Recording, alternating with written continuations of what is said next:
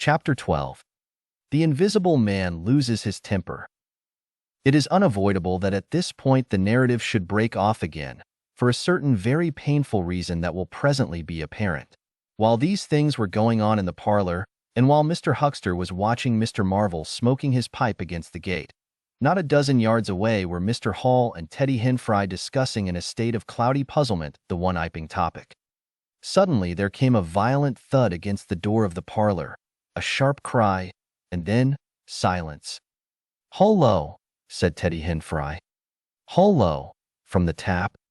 Mr. Hall took things in slowly but surely.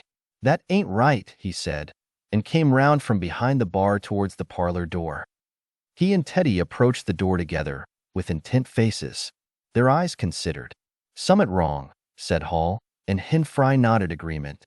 Whiffs of an unpleasant chemical odor met them, and there was a muffled sound of conversation, very rapid and subdued. "You all right Thursday?" asked Hall, rapping. The muttered conversation ceased abruptly, for a moment's silence, then the conversation was resumed, in hissing whispers, then a sharp cry of, "No, no, you don't." There came a sudden motion and the oversetting of a chair, a brief struggle. Silence again. "What the deuce?" exclaimed Henfry, sotto voce. "You all right Thursday?" asked Mr. Hall, sharply again. The vicar's voice answered with a curious jerking intonation, "Quite rewrite. Please don't interrupt." "Odd," said Mr. Henfry. "Odd," said Mr. Hall. "Says, don't interrupt," said Henfry. "I heard in," said Hall. "And a sniff," said Henfry. They remained listening. The conversation was rapid and subdued. "I can't," said Mr. Bunting, his voice rising. "I tell you, sir, I will not." "What was that?" asked Henfry. "Says he why nart," said Hall. "Warn't speaking to us, was he?" "Disgraceful," said Mr. Bunting, within. "Disgraceful," said Mr. Henfry. "I heard it, distinct." "Who's that speaking now?" asked Henfry. "Mr. Cuss, I suppose," said Hall. "Can you hear anything?" Silence. The sounds within indistinct and perplexing. "Sounds like throwing the tablecloth about," said Hall. Mrs. Hall appeared behind the bar. Hall made gestures of silence and invitation. This aroused Mrs. Hall's wifely opposition. "What you're listening there for, Hall?" she asked. "Ain't you nothing better to do?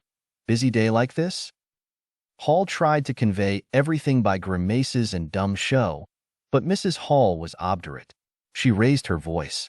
So Hall and Henfry, rather crestfallen, tiptoed back to the bar, gesticulating to explain to her. At first she refused to see anything in what they had heard at all. Then she insisted on Hall keeping silence, while Henfry told her his story. She was inclined to think the whole business nonsense. Perhaps they were just moving the furniture about. "I heard and say disgraceful, that I did," said Hall. "I heard that, Mrs. Hall," said Henfry. "Like as not," began Mrs. Hall.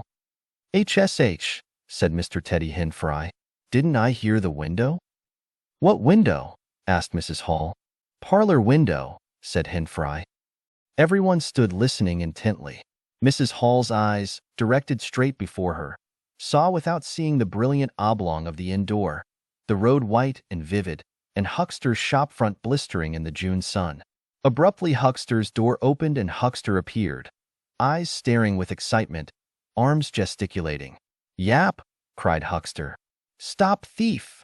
And he ran obliquely across the oblong towards the yard gates and vanished. Simultaneously came a tumult from the parlor and a sound of windows being closed. Hall, Henfry, and the human contents of the tap rushed out at once pell-mell into the street. They saw someone whisk round the corner towards the road, and Mr. Huckster, executing a complicated leap in the air that ended on his face and shoulder. Down the street people were standing astonished or running towards them. Mr. Huckster was stunned. Henfry stopped to discover this, but Hall and the two laborers from the tap rushed at once to the corner, shouting incoherent things, and saw Mr. Marvel vanishing by the corner of the church wall. They appear to have jumped to the impossible conclusion that this was the invisible man suddenly become visible and set off at once along the lane in pursuit. But Hall had hardly run a dozen yards before he gave a loud shout of astonishment and went flying headlong sideways, clutching one of the laborers and bringing him to the ground. He had been charged just as one charges a man at football. The second laborer came round in a circle, stared, and conceiving that Hall had tumbled over of his own accord, turned to resume the pursuit, only to be tripped by the ankle just as Huckster had been. Then, as the first laborer struggled to his feet, he was kicked sideways by a blow that might have felled an ox.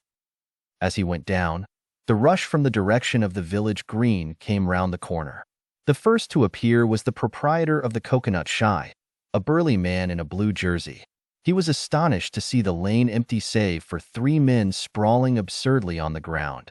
And then something happened to his rearmost foot, and he went headlong and rolled sideways just in time to graze the feet of his brother and partner, following headlong.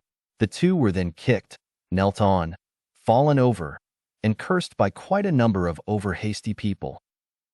Now when Hall and Hinfry and the laborers ran out of the house, Mrs. Hall, who had been disciplined by years of experience, remained in the bar next the till. And suddenly the parlor door was opened, and Mr. Cuss appeared, and without glancing at her rushed at once down the steps toward the corner. "Hold him," he cried. "Don't let him drop that parcel." He knew nothing of the existence of Marvel, for the invisible man had handed over the books and bundle in the yard. The face of Mr. Cuss was angry and resolute, but his costume was defective, a sort of limp white kilt that could only have passed muster in Greece. "Hold him," he bawled. "He's got my trousers, and every stitch of the vicar's clothes." "Tend to him in a minute," he cried to Hinfry as he passed the prostrate huckster, and, coming round the corner to join the tumult, was promptly knocked off his feet into an indecorous sprawl. Somebody in full flight trod heavily on his finger. He yelled, struggled to regain his feet, was knocked against and thrown on all fours again, and became aware that he was involved not in a capture, but a rout. Everyone was running back to the village. He rose again and was hit severely behind the ear. He staggered and set off back to the coach and horses forthwith, leaping over the deserted huckster, who was now sitting up on his way. Behind him, as he was halfway up the inn steps, he heard a sudden yell of rage, rising sharply out of the confusion of cries, and a sounding smack in someone's face. He recognized the voice as that of the invisible man, and the note was that of a man suddenly infuriated by a painful blow. In another moment Mr. Cuss was back in the parlor. "He's coming back, Bunting," he said, rushing in. "Save yourself." Mr. Bunting was standing in the window, engaged in an attempt to clothe himself in the hearthrug and a West Surrey Gazette. "Who's coming?" he said, so startled that his costume narrowly escaped disintegration.